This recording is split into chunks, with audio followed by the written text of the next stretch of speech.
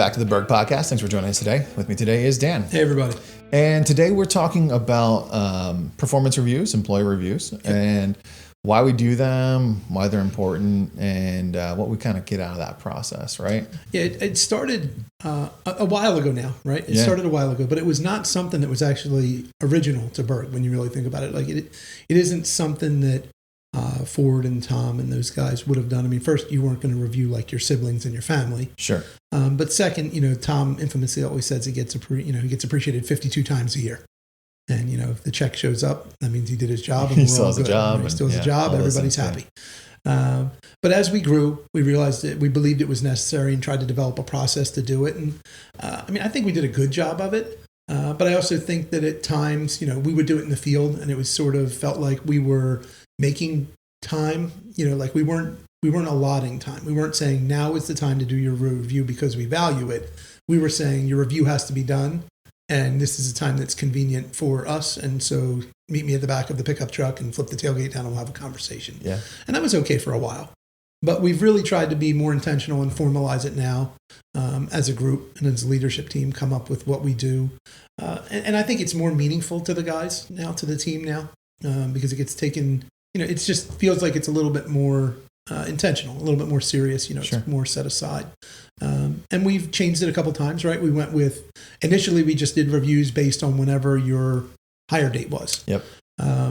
And as we looked at it, you and I talked about it, and it wasn't a struggle or wasn't a disagreement between the two of us as much as making a change makes a lot. People don't realize how much goes into it. You're going to review an entire company of people. And if you do them as necessary, it's easier, right? Because it's all spread out. You just got to do every once in a while. Right. But inevitably, you would say you and I and Tracy would sit down and be like, okay, well, we figured out the back pay for Ed Parrott, his review, that occurred 6 months after it was supposed to, and then we backdate it and pay all the hours. And it wasn't even the effort of figuring it out. It was the disconnect between if the review itself is not meaningful enough that you actually do it, then how much do you really value what you're saying in that? And so we made a change to do reviews all at one time of year, regardless of hire date. And it's worked well for me. I think it's worked well for the team, but it does require a lot more intentionality and allotment of time. Yeah. Because now you're for a month or so, 2 months, depending on who the reviewer is, you got to allot a certain amount of time every day to be able to do reviews and then schedule in a way that people can get here. Right. So it's something that we've really focused on. And the other thing is, and I was talking to you about this earlier, but so what really got me that started to trigger me on this is it is not as easy as everyone thinks or would perceive to set up a review process. Sure. Right? Yeah. Like it seems really simple, right? We're just going to sit down and we're going to talk about how you did. And then we're going to say, you did this well, you need to improve on this. This you did okay, but we'd like you to see you do more of this other thing, right? And inherently, like reviews, unless they're structured well, only give you a snapshot of your perception of someone's performance over the last 90 days, yes. Right? Yeah. If you're trying to review an entire 12 months and you don't have any measurement piece or any metrics that you're using to say whether or not someone's done well, you're really saying it's your perception of how they performed on, when you saw them perform over the last 90 days. Yeah. Yeah. Well, and the other thing too is, when you were doing the review process and we were working together initially on all of this, it was trying to figure out what are we reviewing, right? Like what are we trying to evaluate? And I feel like this industry is really, I don't know how at the same time it can be easy and hard to do it. Okay. But it is, because it's really easy to do it. Like if you said, who are the top 5 dozer operators, we could answer that question. Sure. Right. But when you're trying to evaluate for performance and for their own personal growth and for wage rates, which are increasing, at different rates and all those things, all of a sudden it gets a lot more complicated. You're not just saying, are they a good dozer operator? Yeah. Well, and I think part of that is, I think that recognizing the highs and lows is usually pretty easy. If you're engaged with your team and you're witnessing their performance, or you're monitoring progress, then identifying the highs and lows usually happens pretty quickly. Like you're saying, like, could we identify the best 5 dozer operators? And yeah, I think that's pretty easy. You probably could also identify the 2 or 3 or 5 lowest performers if you really had to, right? We'd love to like live in this ideal world where there are no bottoms. Everyone is average or better, but that's really not true. So I think that the hardest part is, could you off the top of your head identify the highs and lows? Yeah, but then when you start to like weigh them on any type of scale or weigh them on any type of performance-based metrics or measurement, you start to get into the nuance of saying, like, where could I rank them 1 to 10? Like 1, 2, and 3 might be really easy, but 4, 5, 6, and 7, maybe they're all very similar. That's why you have to have some measurement point. You have to have some metric or some criteria that you're weighing. Yeah. And the other thing we really struggled with in this process was over the last 6 years, from just before COVID till now, there's been a pretty rapid inflation in the rates that people make. Right. And so people who were here longer ago, we've had to a couple times sort of recenter, to use like a testing term. We had to recenter our pay scale. Sure. And so like, okay, that's not really fair to this person that because they came in at that point, they're making less than this other person who they may be just as skilled as. Right. So that has been, tricky. And then the other thing is, what I like least about reviews is that there's no way that we can sit here and say that it is not an evaluation of your worth to the company. But at the same time, it is not an evaluation of your worth to the company, right? Like, in other words, so when I'm saying that, I believe you deserve a 3% raise and that'll take you to X. Well, 3%, what did everybody else get? And I really do, we want to be as transparent as we can about what the average is, and we say all those things, but it can be hurtful is my point. Like if you were thinking you were going to get more, or if you perceive that the company is really just, printing money. And so they're like, well, they're not sharing the wealth equally, all those things. And that was one of the things that sort of led to the idea of the self-review, which a lot of times gets pencil whipped by the guys, honestly. I mean, sometimes we have, meaningful ones, but then other ones we don't, just pencil whip it or don't do it at all. And the whole point of the self-review was we realized that sometimes because it may not be our strongest quality to effectively communicate over the course of a year how somebody's doing, right? Sure. Like we may not do the best job of sharing with people that information. That we would get to a review, and if you're reviewing me, I'm sitting down and I'm thinking Brian's going to say Dan did a great job this year. He's a model employee, and I did everything I needed to do, and I should get the max raise of whatever it is. And you're sitting down thinking Dan didn't work a single day of snow, and he never volunteered on Saturdays, and he shows up and he works, but he doesn't work any harder than, the average person. And so for that reason, he should be middle of the road, with the raise. Sure. And all of a sudden we're at a complete disconnect, and a review that was meant to be positive can turn negative, because we're in a different spot of where we perceive our performance to be. Yeah. I do think that, obviously, evaluating performance once a year is you're going to always have disparity, right? If you wait 12 months to figure out if someone did their job or didn't do their job, in comparison with, how they feel about having shown up every day or not, or whatever may have happened. I think you're always going to have disparity. So I think that the real key is consistent evaluation, consistent touch points, and from a supervisory perspective, documenting it. We have this conversation with some regularity, and it's we shouldn't be waiting until the review time to say, well, how did that guy do 12 months ago, 11 months ago, 10 months ago? We should hopefully have some emails, some notes, even some reminders that we set for ourselves to say hey, this guy crushed it back here, missed a couple things here. Find the highs and the lows, use that as an overall evaluation.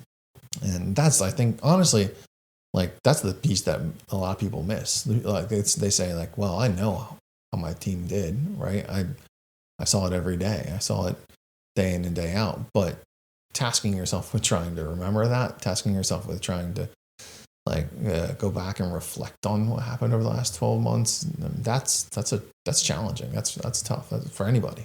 Yeah. Well, and so, I mean, I was talking to Stetson today, actually. Yeah. And Stetson called me to tell me that someone did a really good job. He said, like they are just doing a great job. They have taken ownership of everything we've given them. They've been successful. The job's doing well. The team's reacting well. And he said, I'm just calling you because I want you to remember it at review time, right? That he's telling me, right? And I said to him, and it's ironic we're talking about it today. Yeah. I said, Stetson, what I need you to do is we have a coaching form. I was like, it's, just like an incident form, but for not an incident. Yeah, hopefully. And I said, so I just want you to fill it out. Like just write that down and put it in their file. I was like, because then when we go to do the reviews, we're going to look at it and say like, wow, we said he's doing a great job. And like in theory, in your mind, he's going to be doing a great job then. Yeah. But what if he's not? What if it was a struggle? Something happened. Right. It didn't go right. You know what I mean? Something minor, not major. Right. And to your point, in your mind, that's where he is. But if you have these touch points that you can pull from, and then you can say, okay, well, he may not be doing great right now, but look at how he did then. Or he was doing great then, he's doing great now. I got good feedback on this person. The other thing that I think really becomes hard is, and I'm really big on this personally. Like in a testing sense, a 100 means nothing if I don't know what everybody else got. Right? Like, not that I have to know, but I have to know that the rating scale is accurate. Like if everyone gets a medal, then what did you win? But that's interesting because can there only be one best? That's why I like the 1 to 5 scale, quite honestly, because it doesn't lend itself to a ranking of 1 to 100. Sure. It ranks it, versus like almost like if you took a letter scale versus a number scale, right? Like a 94 is a very finite number. Yeah.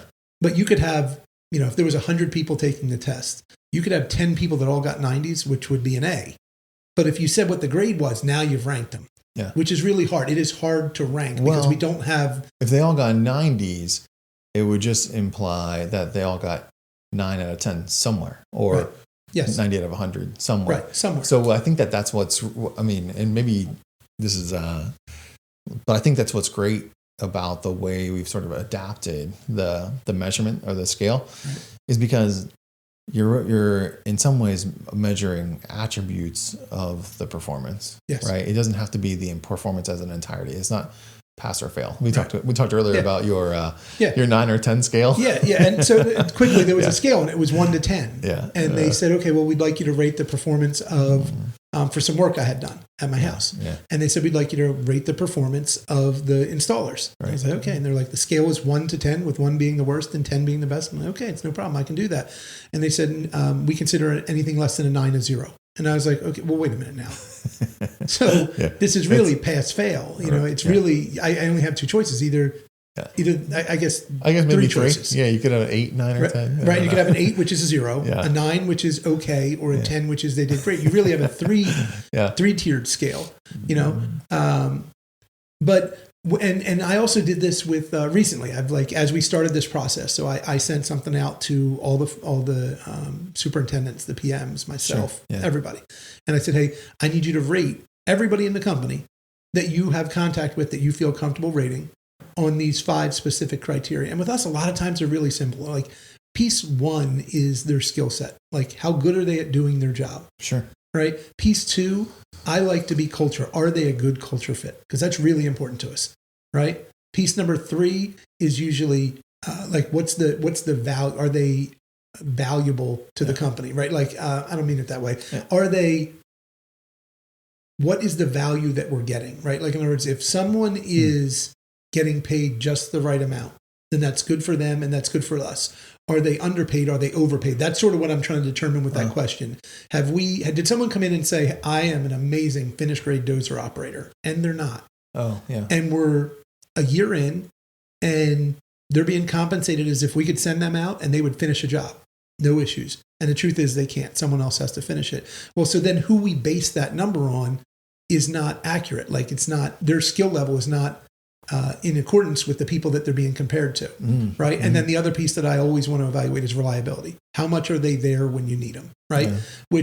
And you tie those together, and that's what makes a really good teammate for us. Sure. Is somebody who has the skill to do what they're supposed to do, has the willingness to be a part of the team, act like an owner, do all those things, has the reliability that they show up. They're always there when you need them, and is at a price point that we can afford to pay them. They can afford to live their lifestyle, and Berg can be profitable, right? Because if this isn't a for-profit company, then it's a charity, and it's, charities, this is not a charity. Yeah.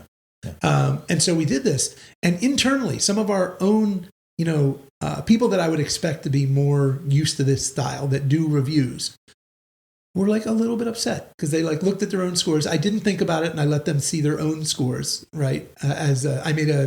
I aggregated it all. Okay. So there was only one sheet that everyone saw. I had all the sheets, but only one sheet that they all saw. And I didn't think about that them seeing the scores of their coworkers, their equivalents, might bother them. Huh. Okay. Right? I was like, I had not considered it.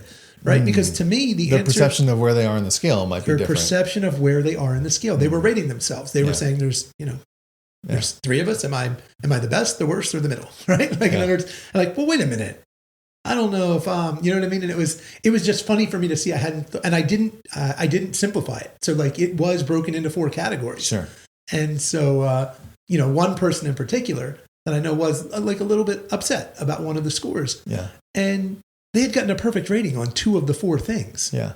You know what I mean? It was like, and the other one I was like, well, I mean, I was talking to a different person who brought it up that they were upset. And I said, but they have to know that they are only average at this particular thing because they're learning. Like, you can't be all 5. If all of us are all 5s, I mean, just tear the paper up. Like, there's no reason to even do the review. Like, we can't all be amazing. You know what I mean? But I mean, we could all be amazing compared to, like, you take any one of our operators, basically. And if you have them go against, it's going to sound ridiculous, but you have them go against Mara and Aiden. Well, they're much better operators than both of them. They're amazing. That's fair. Yeah. But that's not who we're comparing them against. Now, if you go get, the best dozer operator from Myers or the best excavator operator from Myers, where will they fare against that? It's like all against who you're being compared to. And you have to realize that because we can't rate our scale based off of some unknown ability level. We're just basing it off of the relative to other people, right? So that we can try and be fair with the pay scale and fair with giving them constructive feedback on how to be better and where they succeed and where we need them to improve. But it is no fun, and we talk about it that it's the least, for me, the least amount of fun thing to do is have my review with Ford, which is very short. Yeah. It's, I'm not going to say there's no forms, but there are forms. I do get paid 52 times a year, so I'm pretty sure Ford's okay. Yeah. But it's I don't like it at all because I would much rather Ford give me feedback over time and there be a disconnect between the feedback and a merit increase. Okay. Right? Because I feel like you could take the information better, but it's how the process is built in everywhere you go. That's how the process is built. So knowing that, how do you set up the process to work for your folks? Knowing that you would prefer to have more regular measurement points and more regular feedback, but also knowing that you can't necessarily stop and pull people out of the field every month and sit down and talk about how they're feeling. Like how do you balance those 2 things? I think it has to be communication, right? Like I think that if you do it really well, then if a person genuinely tries to do a very short version of a self-review, even if they don't do the self-review and they just send you an email that says, this is how I think I performed over the last year. Sure. If what they think aligns with what you think, then I think you've probably done your job as a supervisor. You have communicated effectively to them where they're succeeding and where you need them to be better and how they fit in and where they belong so that they can walk into that review feeling that they know where they are. And it's not it's not like a gender reveal. It's not like a surprise, like, oh, Sure. I had no Yeah. idea, right? Like it's you showing up and let's talk about all the things that we've already talked about.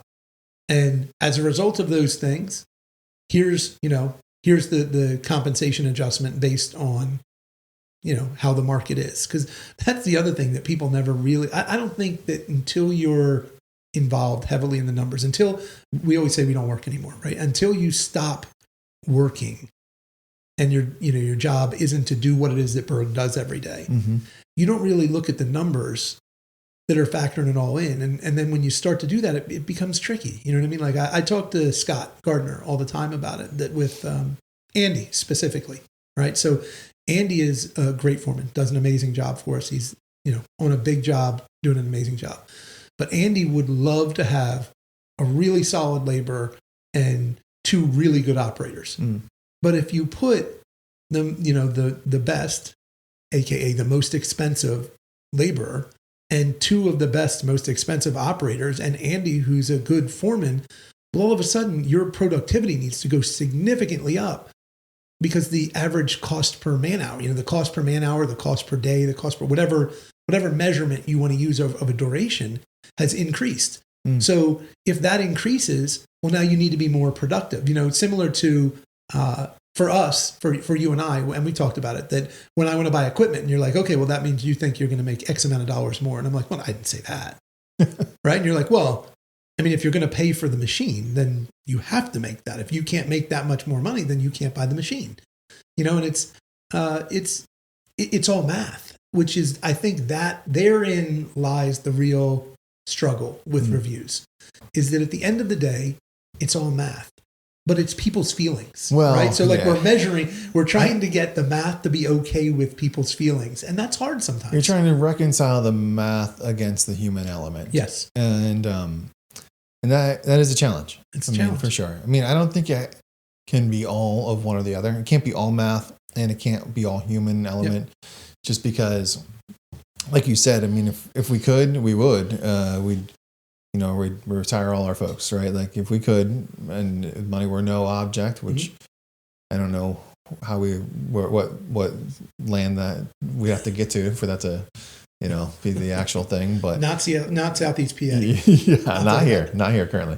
But if the money were no object, we would gladly pay folks way outside the market abundantly, in excess or whatever the case may be. But you can't have it both ways. You have to balance, somehow reconcile the math with the human element. Yeah.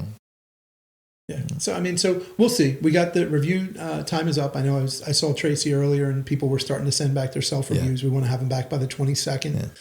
That way we have time to look at them and just so be transparent about this process. I really don't like everybody to look at the self-reviews until they initially do at least a preliminary review of the people themselves. Yeah. Because what I really like to see is how I like to do it. How your initial thoughts align. What are my initial thoughts? And then look at what the person says and then check that, right? Sure. To say like, okay, actually that's a really good point. Well, because you don't want it to be self-fulfilling, right? You don't want to get the answer and say, yes, I agree. Or, So, but we need those so that there's time to collate all that stuff, to get it together, and then to meet as a team, and a lot goes into it. You know what I mean? Like we have there's a sheet maintained, and it's trying to keep everybody in line, and that's something I have always talked about with the team when I'm out there is when one person gets moved, to me it is relevant to everybody. Like in other words, because everybody should be in approximate alignment based on what our perception of the ability and the skill of that person is, that I would like everybody to be in line. Like I don't want anybody to be out of scale, so to speak, because it sets people up for being upset, especially because I don't know. It has been interesting to watch and realize how much people talk about how much they make and what the raise was. Sure. Sometimes genuinely and sometimes, frankly, disingenuously. You know what I mean? Like I hear a number and I'm like, there's no, all right, now. They're just not being honest. They're just not being honest. I don't know why. I don't know to what benefit. Anyway. Like, because when that happens, it creates double the problem. Right. Because now I got a problem that there's someone who apparently is not compensated in a way that they feel like they can say what they make. Right. Yeah. And so they manipulate it. But now they've also manipulated someone else who, if we did our job and everybody's in scale, is going to be like, wait a second. Yeah. How am I that far off? Why did someone, how am I yeah. being taken advantage of? Right. And with the way, how we want to handle everything from a privacy standpoint, we're not going to discuss that.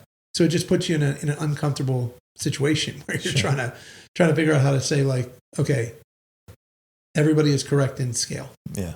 And so but it's a process. It's Yeah. a process, and we need everybody's help and commitment to doing it. And from the, PMs, supervisors, foremen listening, like, this is why it's important. Because anytime you're doing somebody's review, just think of how you feel when you get reviewed. Yeah. You know what I mean? Because we all get reviewed by somebody. And it takes real commitment, and not just once a year for a couple of weeks. Yeah.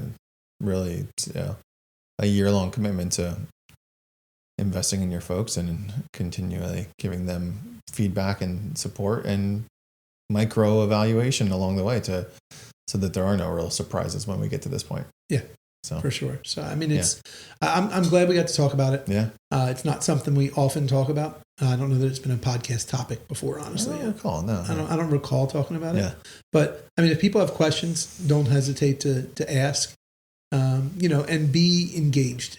So when it comes time for review, don't just sit there quietly and listen and shake your head and be walk honest. out. You know what I mean? Just be honest. And if it's not what you thought or where you want to go, right? And I mean, and that's a big piece of the self-review. And I think I'll sort of close from my side with that. Yeah. Another piece of the self-review I didn't cover is it tells us where you want to be. Sure. Like, what do you want to do? What are your own personal goals? What are your own personal goals Yeah. for the next 6, 12, 18 months, 3 years, 5 years? Like, whatever you want to share. Because the more you can let us know what that is, the more we can try to adapt or direct or say, okay, that's reasonable or that's not reasonable. Yeah. Here's why. Yeah. Yeah, it helps align those expectations for sure. Yeah. Good. That's a great place to wrap it up. So, folks, thanks for joining us today. We hope you got something from this, and we hope you come back for another episode.